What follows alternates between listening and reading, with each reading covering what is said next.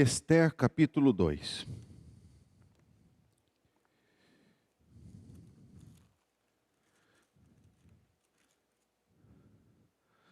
Antes de Jó,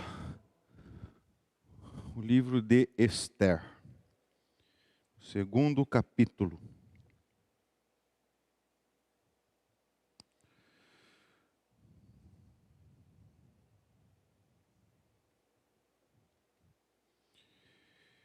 Bem, vejamos. Nós vimos na semana passada o capítulo 1, em que o rei Assuero faz um banquete. Ele quer exibir a sua rainha Vasti, muito bela.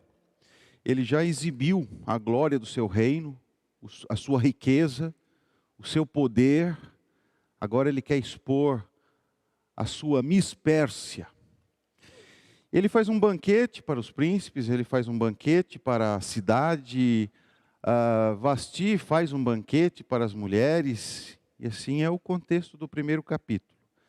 Até que o rei manda que Vasti venha desfilar para que todos vissem que ela é a mulher muito bonita. Mais um pouquinho da glória do rei. Mas ela se recusou.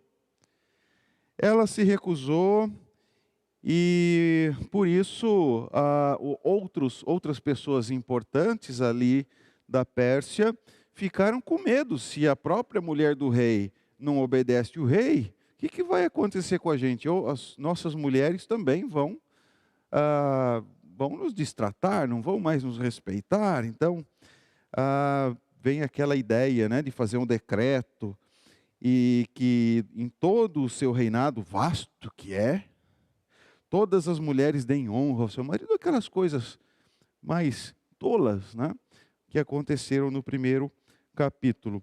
Mas assim aconteceu.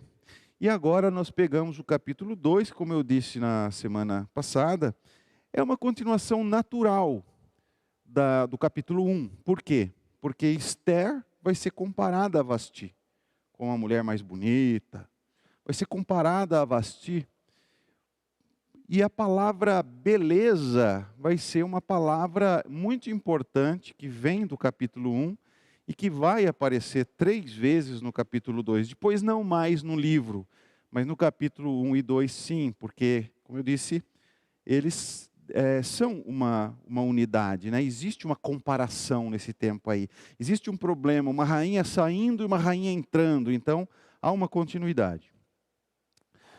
Capítulo 2. Passadas estas coisas e apaziguado já o furor do rei Assuero, lembrou-se de Vasti, e do que ela fizera, e do que se tinha decretado contra ela. Então disseram os jovens do rei que lhe serviam: tragam-se moças para o rei, virgens de boa aparência e formosura. Ponha o rei comissários em todas as províncias do seu reino, que reúnam todas as moças virgens, de boa aparência e formosura, na cidadela de Suzã, na casa das mulheres, sob as vistas de Hegai, o eunuco do rei, guarda das mulheres, e deem-se-lhe os seus ungüentos. A moça que cair no agrado do rei, essa reine em lugar de Vasti. Com isso concordou o rei, e assim se fez. Então foram sugestões dos jovens que serviam o rei. Ora, na cidadela de Suzã havia certo homem judeu, benjamita, chamado Mordecai, filho de Jair, filho de Simei, filho de Quis, que fora transportado de Jerusalém com os exilados que foram deportados com Jeconias, rei de Judá, a quem Nabucodonosor, rei da Babilônia, havia transportado. Ele criara Hadassa, que é Ester, filha de seu tio, a qual não tinha pai nem mãe. E era jovem, bela e de boa aparência e formosura. Tendo-lhe morrido o pai e a mãe, Mordecai a tomara por filha. Ela era prima dele, portanto. Ele criou como filha, porque seus pais morreram, os pais dela morreram. Mordecai, primo de Hadassa, tomou por filha. E Esther era o nome persa, né, da rainha. Hadassa era o nome hebraico e Esther era o nome persa. Versículo 8. Em se divulgando, pois, o mandado do rei e a sua lei, ao serem ajuntadas muitas moças na cidadela de Susã, sob as vistas de Hegai, levaram também Esther à casa do rei sob os cuidados de Hegai, guarda das mulheres. A moça lhe pareceu formosa e alcançou o favor em dar-lhe os ungüentos e os devidos alimentos, como também 7 jovens escolhidas da casa do rei, e a fez passar com as suas jovens para os melhores aposentos da casa das mulheres. Esther não havia declarado o seu povo, nem a sua linguagem, pois Mordecai lhe ordenara que o não declarasse. Passava Mordecai todos os dias diante do átrio da casa das mulheres, para se informar de como passava Esther e do que lhe sucederia. Em chegando o prazo de cada moça vir ao rei Assuero, depois de tratada segundo as prescrições para as mulheres, por 12 meses, porque assim se cumpriam os dias de seu embelezamento, 6 meses com óleo de mirra e 6 meses com especiarias, com perfumes, ungüentos em uso entre as mulheres. Então é que vinha a jovem ao rei, a ela se dava o que desejasse para levar consigo a casa das mulheres para a casa do rei. Da casa das mulheres para a casa do rei. Então, elas escolhiam o que elas queriam levar, né, para também agradar o rei. À tarde, entrava e pela manhã tornava à segunda casa das mulheres, sob as vistas de Saasgás, eunuco do rei, guarda das concubinas. Não tornava mais ao rei, salvo se o rei a desejasse e ela fosse chamada pelo nome. Esther, filha de Abiail, tio de Mordecai, que a tomara por filha, quando lhe chegou a vez de ir ao rei, nada pediu, além do que disse Hegai, eunuco do rei, guarda das mulheres. E Esther alcançou o favor de todos quantos haviam. Assim foi levada Esther ao rei Assuero, à casa real, no 10º mês, que é o mês de Tebete, no 7º ano do seu reinado. O rei amou a Esther mais do que a todas as mulheres, e ela alcançou perante ele favor e benevolência mais do que todas as virgens. O rei pôs-lhe na cabeça a coroa real e a fez rainha em lugar de Vasti. Então o rei deu um grande banquete a todos os seus príncipes, aos seus servos. Era o banquete de Esther. Concedeu alívio às províncias e fez presentes segundo a generosidade real. Quando pela segunda vez se reuniram as virgens, Mordecai estava sentado à porta do rei. Esther não havia declarado ainda a sua linhagem e o seu povo, como Mordecai lhe ordenara, porque Esther cumpria o mandato de Mordecai, como quando a criara. Eu vou ficar até aqui, vou ficar até o versículo 20. O versículo 20, ou até o versículo 18, né? O rei deu um banquete. Então nós vemos que o capítulo 1 e 2, eles são espelhados, né? Então você vai ter uma coroa na cabeça de Vasti, mencionada lá, que o rei queria, assim. Não acontece, mas agora você vê a coroa na cabeça de Esther. Então lá ele queria exibir Vasti por sua beleza, agora Esther é escolhida por sua beleza. Então, lá, né, uma rainha perde o seu trono. Agora, uma nova rainha entra para acompanhar o rei Assuero, ou, né, segundo o nome persa, Xerxes. Então, ali atrás, teve uma palavra sobre, uma palavra de Memucã, no primeiro capítulo, a respeito da punição que se daria a Vasti e o decreto que se faria para que as mulheres honrassem seus maridos.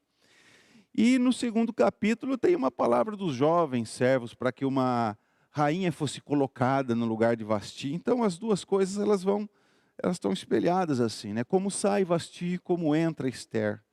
E se a gente comparar com o livro de Ruth, o livro de Ruth mostra Ruth como a mulher, aquela mulher de Provérbios 31, não é? A mulher virtuosa. Ela é chamada de mulher virtuosa. E é muito interessante sabermos que no livro Ruth, né, na Bíblia hebraica, ela tem uma sequência um pouco diferente da nossa, ou bem diferente, né? Alguns livros são a mesma sequência, mas no caso Ruth vem depois de Provérbios. Então Provérbios termina com a mulher virtuosa e Ruth então é um exemplo de mulher virtuosa. Esther, por sua vez, vai aparecer antes de Daniel. Não entre os profetas, porque Daniel não está entre os profetas na Bíblia hebraica. Porque ele tem uma parte que é histórico e uma parte que é profético. Então ele pode estar nos dois, né? Na Bíblia grega, de onde vem a nossa, está entre os profetas. Na Bíblia hebraica, ele está entre os últimos livros do Antigo Testamento. Esther, Daniel, Esdras, Neemias e Crônicas. Então Esther vem antes de Daniel. Uma coisa muito interessante também. E da mesma forma que Ruth, que fala da mulher virtuosa, mas não fala de beleza. Porque Provérbios fala que vã é a formosura. Agora Esther vem antes de Daniel. E Daniel também tem essa mesma, o livro de Daniel também traz essa mesma preocupação. Vai dar um banquete, vai trazer os nobres para o banquete do rei, só que os nobres não aceitam. Mas Esther vai participar do concurso de beleza. Então tem alguma coisa para refletir aí. Por que Esther na sequência Daniel? Tem alguma coisa para refletir naquilo que nos dois livros naquilo em que nos dois livros é comum. No caso, Esther aceita. Esther não foge. Mordecai orienta, instrui. Até para que ela omitisse a sua origem judaica. Daniel, ali não. Ali não é omitida a sua origem judaica e também não é aceito participar do banquete do rei. Bem, tem algo para refletirmos sobre isso? Então já vimos que foi dada uma orientação ou uma sugestão dos jovens aqui, que jovens, né, os jovens servos, já imagina, estão pensando num concurso de beleza com as mais lindas do império. Mande que olheiros, né? Tem aqueles olheiros que vão atrás das modelos e tal. Coloca lá olheiros, né? Não usavam esse termo ainda, mas é isso que ele queria dizer. Pessoas que vão procurar mulheres lindas entre todas as províncias, eram 127 províncias. No caso, a pequena província de Judá estava lá também, podia ter vindo moças de lá. No caso, Esther era uma daquelas que não retornaram para Jerusalém ou para Judá, quando o rei Ciro disse que eles poderiam voltar. Então foram várias levas, né, que foram para Jerusalém na época que Ciro fez o decreto para que eles voltassem, que eles construíssem a cidade, os muros, que eles reconstruíssem o templo. Mas Esther era estava numa daquelas famílias que não voltou para Judá, que ficou ali. Então tinha um concurso de beleza, ela podia ter sido chamada lá de Judá, mas no caso ela já estava ali, justamente na cidadela real, em Suzã, que era a cidade escolhida por Assuero, ali onde ele ficava, né? O seu palácio. Então Esther, ela é também chamada, entre tantas outras, para esse concurso de beleza para ser rainha. Então todas aquelas jovens, elas deveriam ser virgens e extremamente bonitas. Então olha que vai passando um filtro, porque vai sair uma Miss dali. Uma só vai ser coroada rainha, as outras elas vão ficar à disposição do rei, como diz no texto, que elas eram chamadas caso o rei quisesse. Então o rei passou uma noite com cada uma delas. O rei passou uma noite com cada uma delas, mas só voltaria à presença do rei caso o rei chamasse novamente. Então, possivelmente, elas ficariam ali, sendo tratadas com as coisas ótimas, as melhores coisas que tinham no palácio real, e provavelmente nunca visse o rei, ou quem sabe mais uma vez ou duas vezes na vida. Eram mulheres que ficariam ali à disposição do rei, caso ele quisesse. Então não era se você for pensar por todos os ângulos, não era a vida que todas queriam, todas as mulheres queriam, né? Talvez garantisse a sua vida para sempre do bom e do melhor. Mas elas não se casariam, elas não teriam filhos, né? E não estariam livres para ver suas famílias e tudo mais. No entanto, Mordecai orienta, instrui Esther para que ela vá, tudo que ela tem que fazer. Ela não deve dizer qual é a língua original dela, de sua família. Ela não deve dizer de que povo ela era. E isso seria algo bom? Seria algo bom? Então, quando a gente compara Esther com Daniel, a gente vê que tem coisas muito mais esperadas por nós, né, leitores da Bíblia, cristãos, quando vemos ele se recusar às seduções do rei, né, porque chamar por banquete, o problema não era carne sacrificada a ídolos, o problema não era animais imundos, o problema era ser seduzido. E o rei chamava justamente os nobres. Por quê? Porque os nobres influenciariam o povo. Se os nobres falassem assim, olha, não vamos fazer nenhum tipo de revolta não, tá? Fiquem aí quietinho, tá tudo bem, é assim mesmo. Porque a gente está recebendo do bom e do melhor, então vamos manter o nosso povo quieto. Então essa era a sedução que o rei pretendia com respeito a Daniel, aos seus amigos ali, aos nobres em geral. E essa é a razão, muito mais provavelmente, pela qual eles não aceitaram participar do banquete do rei. Aquela carne toda, aquela seduz o estômago, né, de qualquer um. Então eles não quiseram fazer isso. Foram fiéis, foram firmes, conseguiram com a graça de Deus o que precisavam. Mas Esther não parece ter sido o exemplo que nós devemos seguir. Por exemplo, ao omitirmos que somos cristãos. Ela não parece ser o exemplo a ser seguido. Aliás, além dessa comparação de Esther com Daniel, nós temos outro ponto importante aqui. Que sempre a Bíblia ela vai mostrar para nós que quem deveria ser rei era Davi e não Saul. Lembra? O rei Saul foi o primeiro rei de Israel. Mas ele não é retratado como alguém que fez o que era certo, quem agradava o Senhor, de forma alguma. E sempre, né, quem era da família de Davi, agora comparando mais uma vez, Ruth com Esther, né, os dois livros que levam o nome de mulheres, né? A Ruth é aquela que vai dar origem a Davi. E Esther é da família de Saul. Onde que eu vejo isso? Aqui, no versículo 5. Mordecai, filho de Jair, filho de Simei, filho de Quis. Essa é a genealogia de Saul.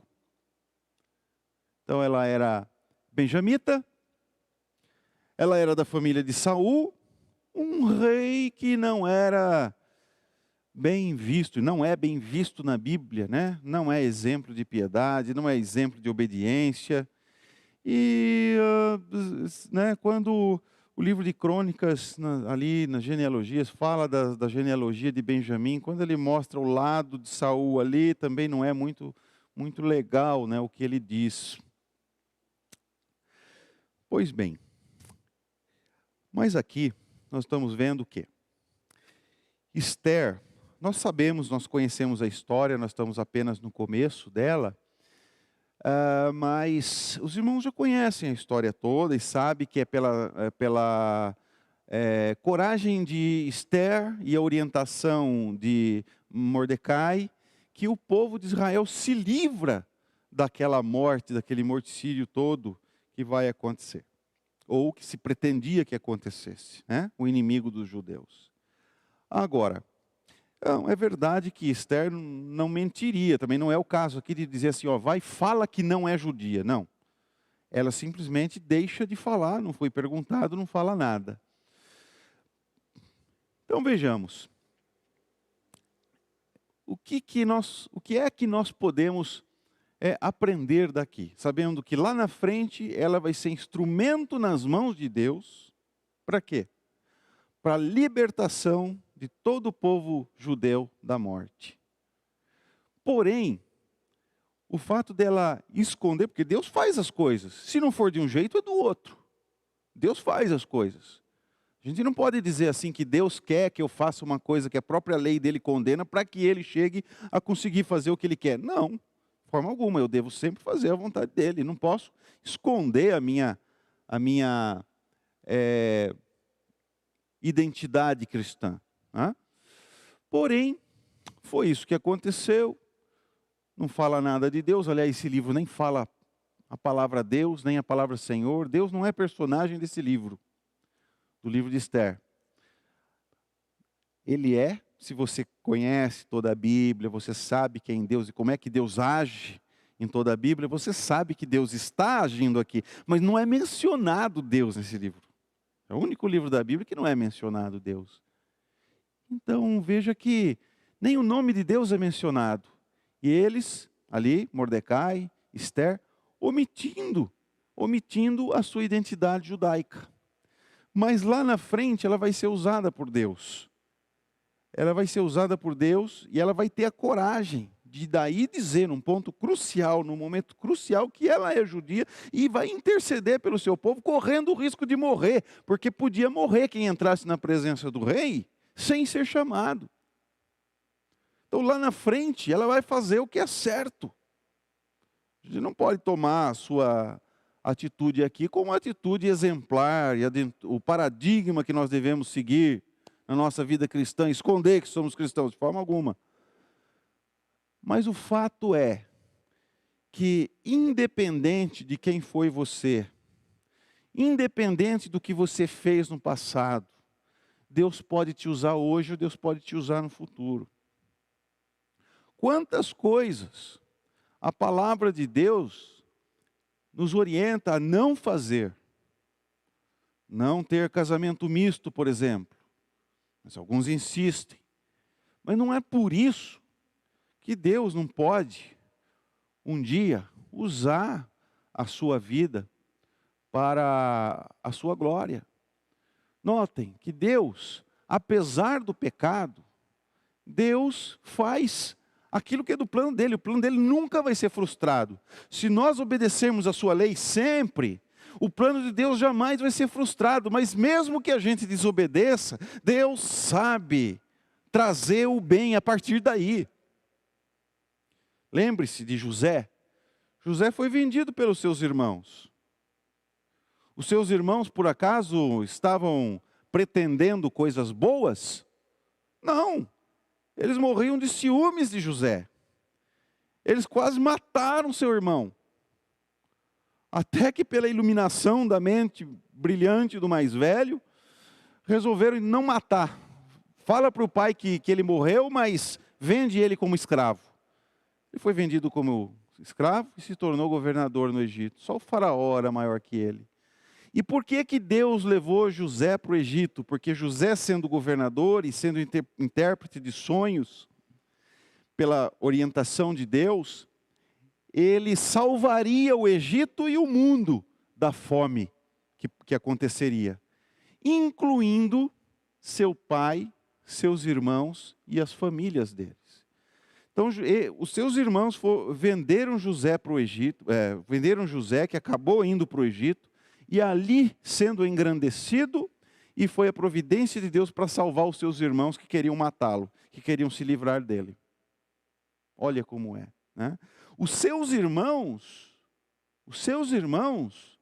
eles intentaram o mal, mas Deus intentou o bem. Então, naquilo que é pecado, Deus pode e Deus faz que a sua obra seja cumprida, que os seus propósitos determinados na eternidade sejam cumpridos. Nunca ninguém pode frustrar os planos de Deus, nem porque pecou, nem porque fez escolhas erradas no passado.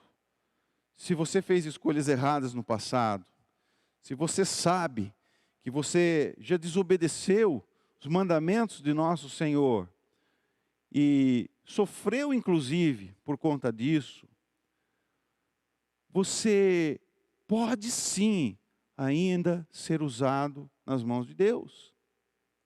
Já pode ter sido e percebido isso, como pode ser agora, como poderá ser no futuro. Nós não podemos, não devemos, isso é tolice, insistir no erro. Insistir. Mas à medida que Deus nos livra, né, à medida que nós vamos adquirindo experiência, lembra como é que Cristo traz a sua igreja para ser sua noiva? Ele trabalha para a santificação dela, ele trabalha para a pureza dela, não é? Ele trabalha ali, abri rapidinho aqui em Efésios para reler uma palavra, aquilo que ele fala de Cristo com a igreja, é que ele purificasse a sua igreja pela palavra. Pela palavra, que é também um meio de graça, é o meio pelo qual Deus fala com você. É a palavra de Deus, é a Escritura Sagrada, ela é a voz de Deus, e Cristo está purificando a sua igreja pela palavra. Pela palavra que é lida, que é refletida, que é ensinada nos seus detalhes, as coisas mais difíceis na igreja, que é estudada. Pela sua palavra, Cristo purifica a igreja. Então, quantos irmãos e irmãs podem pensar, eu fiz o que era errado, eu não obedeci, eu não confiei no Senhor, fiz o que era errado. Você pode até sofrer as consequências disso, mas isso não quer dizer que você nunca poderá ser usada por Deus. Deus pega o caminho errado, o caminho torto, e Deus dá um novo destino para ele. Deus faz isso, Deus corrige, Deus usa, porque a misericórdia de Deus se renova a cada manhã. Esse é o primeiro ponto de reflexão para nossas vidas. E o segundo ponto de reflexão para nossas vidas é, assim como Esther foi preparada para o seu rei, assim a igreja está sendo preparada para o seu noivo, ataviada para o encontro do seu noivo. A Escritura compara a relação de Deus com Israel com uma relação de casamento. Ela compara a relação de Cristo com a igreja, falando em termos do Novo Testamento, com o casamento, com o noivado. Ele é o noivo, a igreja é a noiva. É uma relação de amor, é uma relação de cuidado. Cristo está cuidando da sua igreja. Veja, como é que aquelas mulheres, incluindo Esther, foram cuidadas e preparadas para entrar na presença do rei. Elas fizeram tratamento de beleza por 1 ano, para terem uma noite com o rei. Mas a igreja é preparada nessa vida inteira, mas para passar a eternidade com Cristo. Nós não vamos encontrar Cristo 1 ou 2 vezes na eternidade. Nós vamos estar com Ele todos os dias. Essa esperança não pode sair do coração. A gente não pode firmar o pé nesse mundo, achar que é imortal e fazer e construir a nossa vida só aqui não. Cristo amou a igreja, Cristo se entregou por ela. O rei Assuero queria que as moças vivessem para ele, ainda que ele nunca mais as visse. Elas viveriam para ele, mas ele não estaria disponível para elas.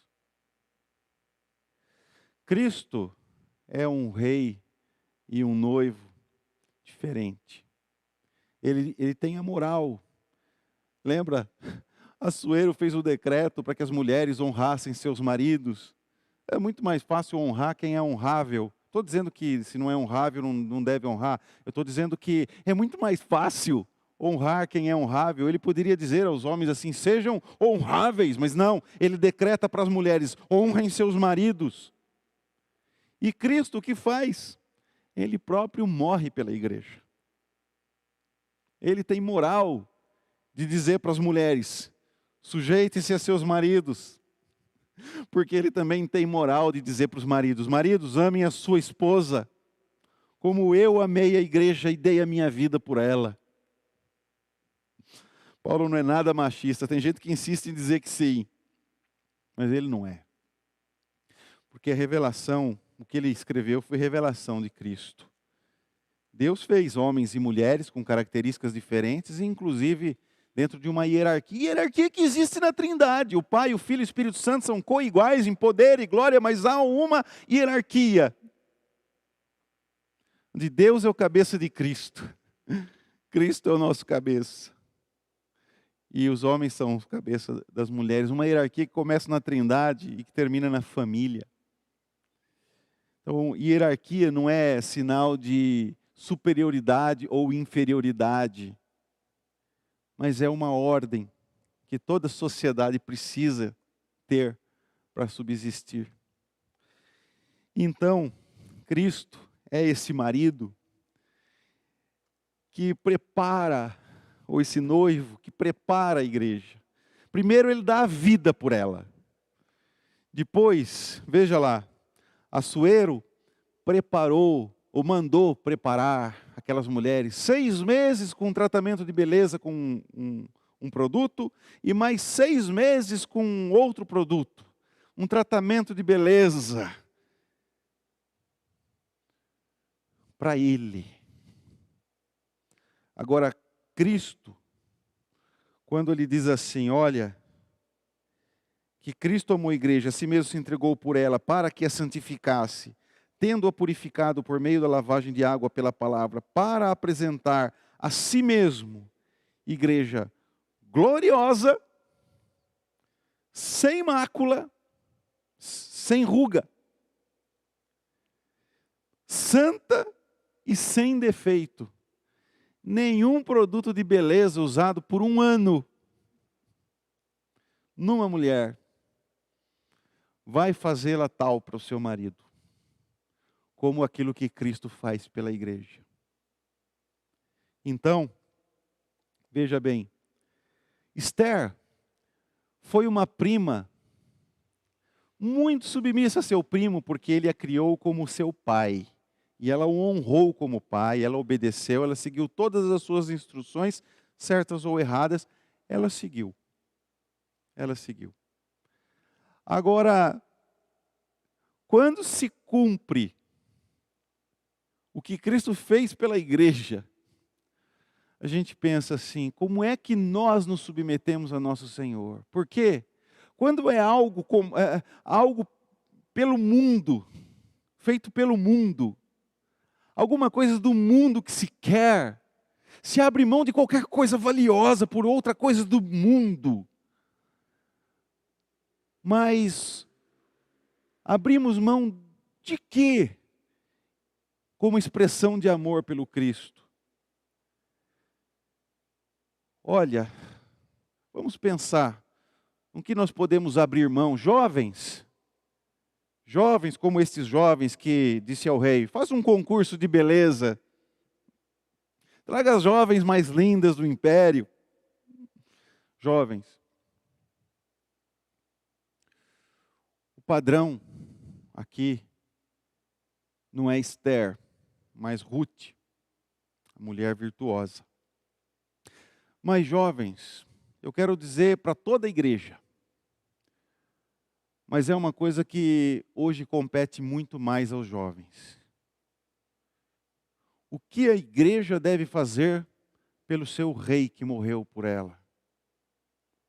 Muito mais do que aquelas jovens fizeram pelo seu rei, que não fez nada por elas, que apenas gosta de se agradar com elas. Aquilo que Cristo fez por nós foi por amor.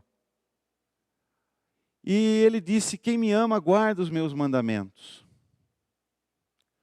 E um dos mandamentos que Deus deixou para nós foi: não matarás.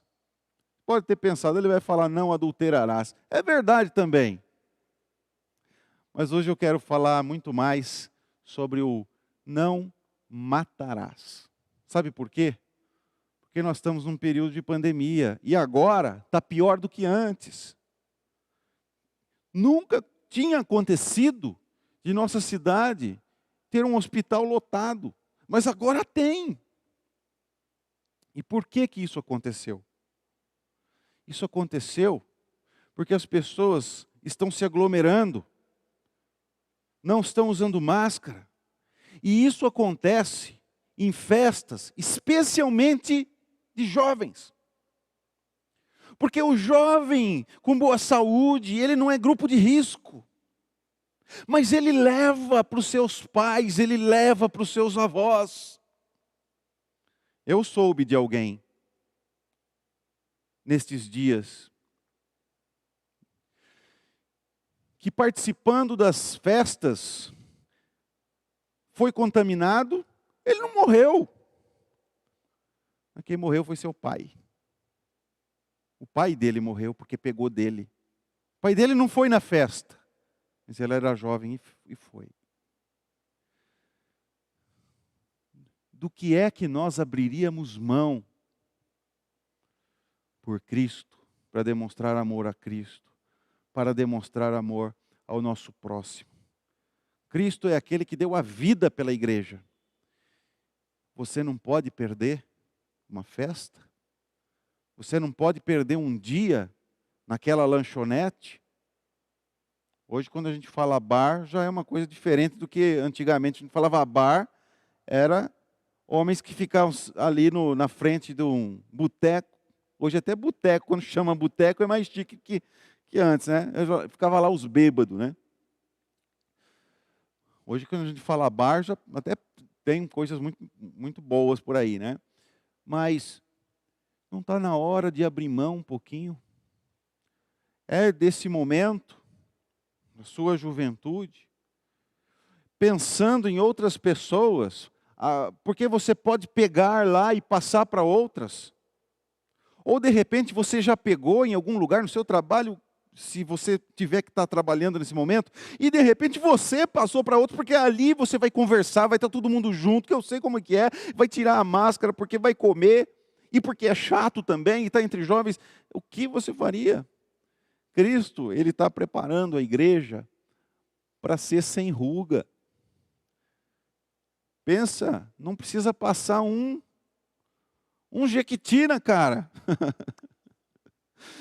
Cristo tem algo muito melhor. A gente vai envelhecendo, vai se preocupando com as rugas, as mulheres ainda mais.